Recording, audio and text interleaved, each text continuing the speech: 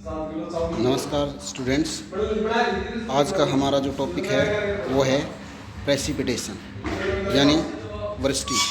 वृष्टि क्या होती है? जैसे हम देखें कि वायु के में जो उपस्थित जलवाष्प होते हैं उनका संघनन के द्वारा द्रव या ठोस अवस्था में बदलकर पृथ्वी पर जो गिरने की जो घटना होती है उसको हम वृष्टि बोलते हैं। अगर हम देखें तो वृष्टि के लिए जलवायु विशेषज्ञ निम्नलिखित दशाओं को जरूरी मानते हैं। उनमें सबसे पहले आपका आता है वाष्पीकरण का होना, और दूसरे नंबर पे आता है सापेक्षिक आर्द्रता का बढ़ना। जैसे जैसे सापेक्षिक आर्द्रता जो बढ़ती जाएगी उसी तरह हमारा जो बारिश है वो होने की संभावना भी ज़्यादा होती है। फिर आपका आता है वायु का चलना। वायु अगर तेज़ चलती है तो उससे आपकी वाष्पीकरण की मात्रा भी बढ़ जाती है। फिर आता है वायु का ठंडा होना, और लास्ट में आता है कंडेंसेशन का होना यानी संघनन का होना।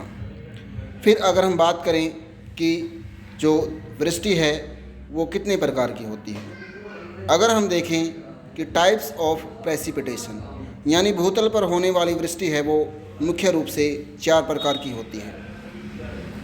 इनमें सबसे पहले आता है स्नोफॉल यानी हिमपात के रूप में होना।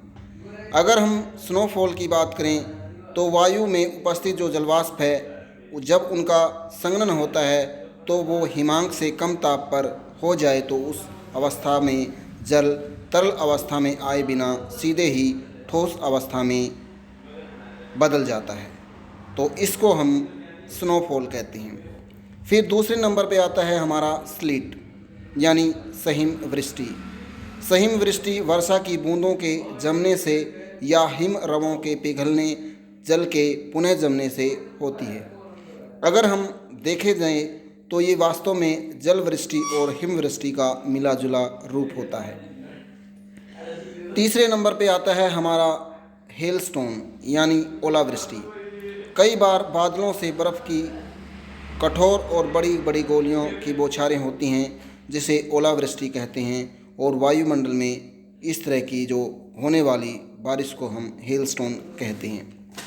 फिर हमारा तीसरे नंबर पे आता है रेनफॉल जिसको जल वृष्टि कहा जाता है, यानी जब बादलों से जल की बूंदें का बरसना वर्षा कहलाता है। यानी ये आपका होता है जो हमारी संघनन की, जैसे अगर हम बात करें जल अवस्था का सीधे तरल अवस्था में बदलना। फिर अगर हम बात करें कि जो रेनफॉल है वो कितने तरह की होती है, रेनफॉल की अगर हम बात करें तो उसमें अगर आप देखोगे तो बेसिकली क्या है, रेनफॉल को हम 3 टाइप में डिवाइड करते हैं। एक होती है हमारी कन्वेक्शनल रेनफॉल, दूसरी होती है हमारी ओरोग्राफिक रेनफॉल, और तीसरी होती है हमारी साइक्लोनिक रेनफॉल। अगर हम देखें जो हमारी कन्वेक्शनल रेनफॉल है, कन्वेक्शनल रेनफॉल का मतलब है जब हमारी पृथ्वी के जैसे हम देखें भूतल जो हमारा होता है उसके गर्म हो जाने से जो उसके संपर्क में आने वाली जो वायु है वो भी गर्म हो जाती है, और वायु हम देखते हैं कि वायु जब गर्म होती है तो गर्म होकर वो ऊपर फैलती है और ऊपर जाकर वायु हल्की हो जाती है। हल्की होकर जब वायु ऊपर की ओर उठती है तो इससे जो हमारे वायुमंडल के अंदर कन्वेक्शनल करंट पैदा होती है जिससे हम कन्वेक्शनल रेनफॉल कहते हैं। अगर हम देखें जो हमारा इक्वेटर रीजन है या जो हमारी भूमध्य रेखीय क्षेत्र है उनमें इस तरह की बारिश है वो जो बारिश होती है वो हमारी कन्वेक्शनल रेनफॉल का एक एग्जाम्पल है। इसी विशेषता के कारण इस वर्षा को हम 4 o'clock रेनफॉल भी कहते हैं। फिर दूसरे नंबर पे हमारी आती है ओरोग्राफिक या जिसको हम रिलीफ रेनफॉल बोलते हैं। अगर हम इसके बारे में बात करें तो आर्द्रता से भरी हुई जब गर्म पवनें जब किसी पर्वत या पठार के सहारे ऊपर उठती है तो वो ठंडी हो जाती है और वायु के संतृप्त होने पर जलवाष्प का संघनन और बाद में वर्षा होने लगती है। अगर हम इस तरह की बारिश की बात करें तो भारत में लगभग जो रेनफॉल होती है वो अधिकतर इसी प्रकार की बारिश होती है। अगर हम देखें इसमें अगर हम बात करें जो ये 2 तरह से हमारे को इफ़ेक्ट करती है। एक इसमें होती है विंडवार्ड साइड और दूसरी होती है इसमें लीवार्ड साइड।